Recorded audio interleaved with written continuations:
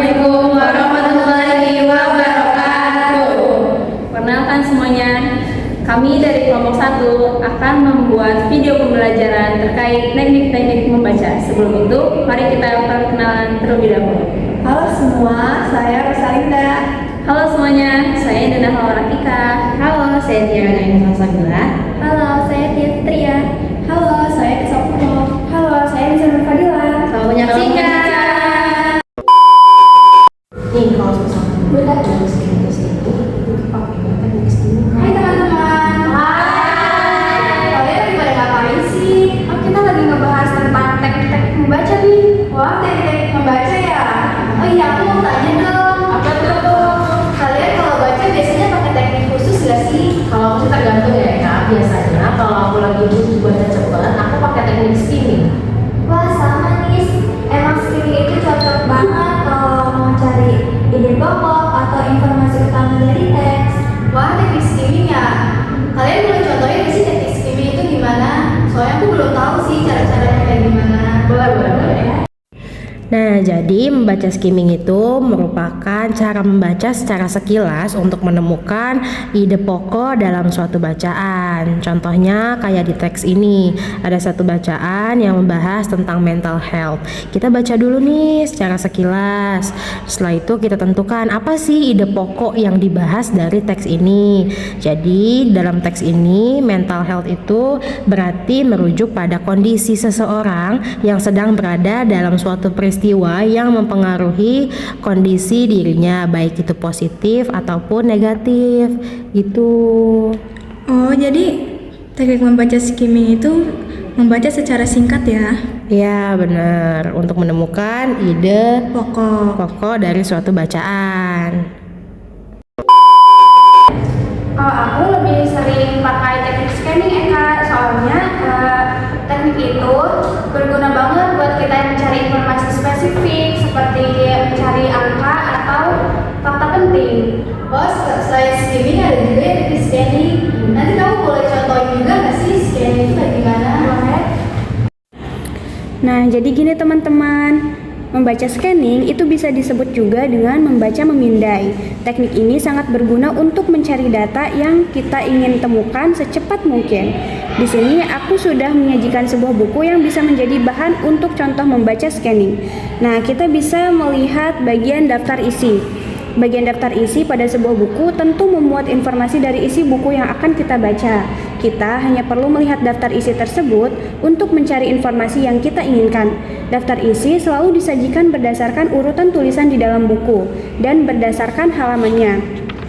Jika kita hendak mencari bagian A, kita hanya perlu melihat isi dari bagian tersebut terdapat pada halaman yang keberapa. Contohnya di sini kita hendak mencari tentang pengertian linguistik. Nah, kita bisa langsung mencari pada bagian daftar isi di sini, pengertian linguistik itu ada di halaman keberapa. Nah, di sini pengertian linguistik itu terdapat pada halaman ke-71 dan kita bisa langsung membuka halaman ke-71. Kita tidak perlu membaca keseluruhan buku, kita bisa langsung melompat ke bagian informasi yang kita inginkan. Nah, dengan teknik ini kita jadi dapat mendapatkan informasi dengan mudah kan? Itu dia teknik scanning, semoga membantu. Aku malah suka teknik membaca sih. Biasanya aku pakai buat belajar atau membaca materi yang benar-benar yang aku pahami. Wah, boleh contohin juga nggak sih biar aku lebih paham tentang teknik-teknik membaca? Boleh. Di sini saya akan membahas salah satu teknik membaca, yaitu membaca intensif. Apa sih membaca intensif itu? Nah, membaca intensif adalah cara membaca yang fokus pada detail isi bacaan dengan tujuan untuk benar-benar memahami maknanya secara mendalam.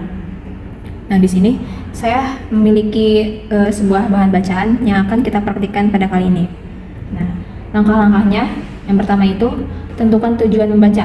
Sebelum mulai, pastikan kita tahu apa yang ingin kita cari dari bacaan. Misalnya, apakah untuk menjawab pertanyaan, memahami topik, atau belajar sesuatu. Nah, yang kedua, baca secara perlahan. Baca teks dengan hati-hati dan pelan, supaya kita bisa memahami setiap bagian dengan jelas. Nah, yang ketiga itu, catat hal penting. Saat membaca, tandai atau catat kata-kata sulit, ide utama, atau informasi penting. Ini akan memudahkan kita saat ingin mengingat atau mempelajari lebih lanjut. Nah, di sini ada sebuah kata-kata yang penting. Nah, jadi kita tandai.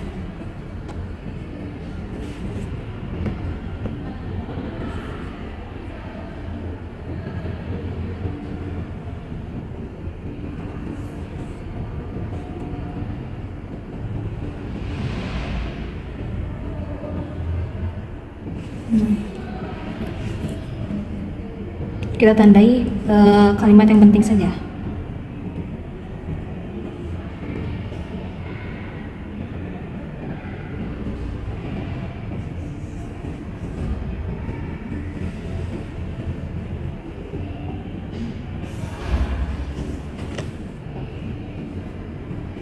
Nah, jika sudah kita tandai, nah sebenarnya ada banyak ya. Tapi untuk mempersingkat waktu kita sedikit aja. Nah, untuk yang keempat, pahami konteks. Jangan cuma fokus pada kata-kata, tapi coba pahami juga maksud keseluruhan teks, hubungan antar paragraf atau pesan utama yang ingin disampaikan. Nah, di sini hubungan antar paragraf di sini itu apa?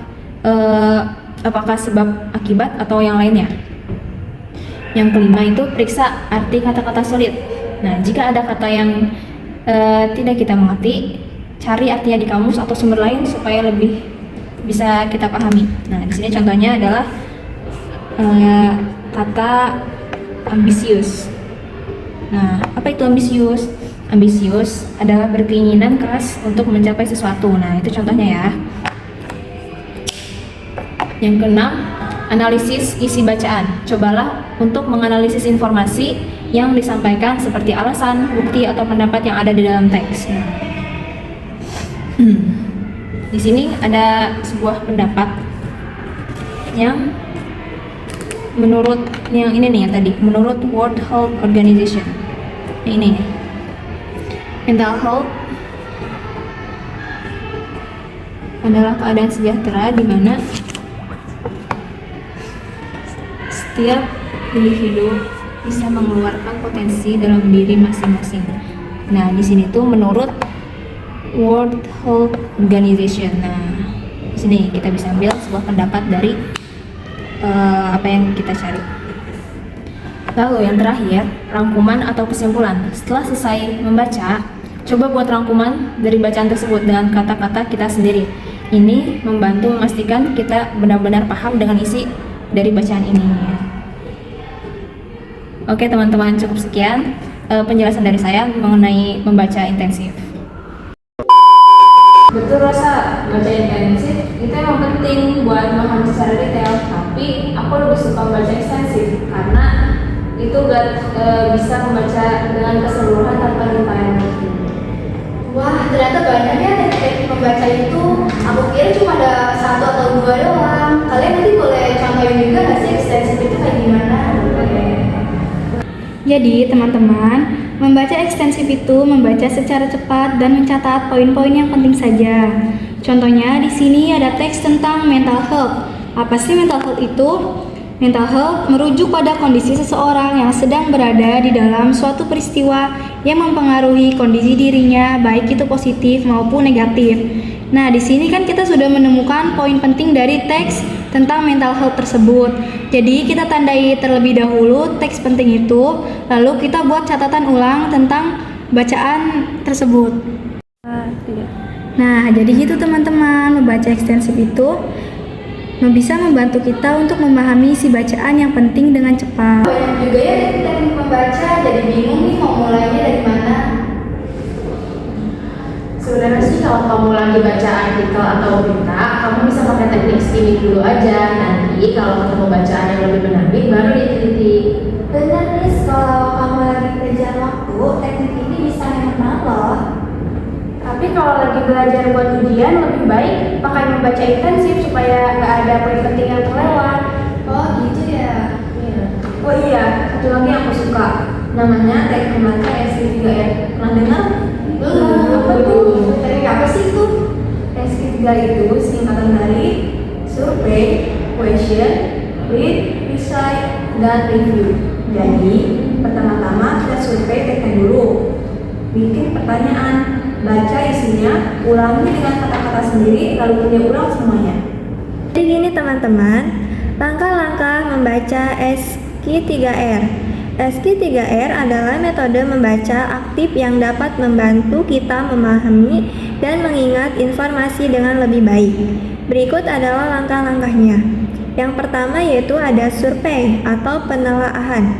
Sebelum membaca secara detail, lihatlah keseluruhan teks, perhatikan judul, subjudul, gambar, dan ringkasan. Ini akan membantu kita mendapatkan gambaran umum tentang topik yang akan dibahas. Yang kedua yaitu ada question, pertanyaan.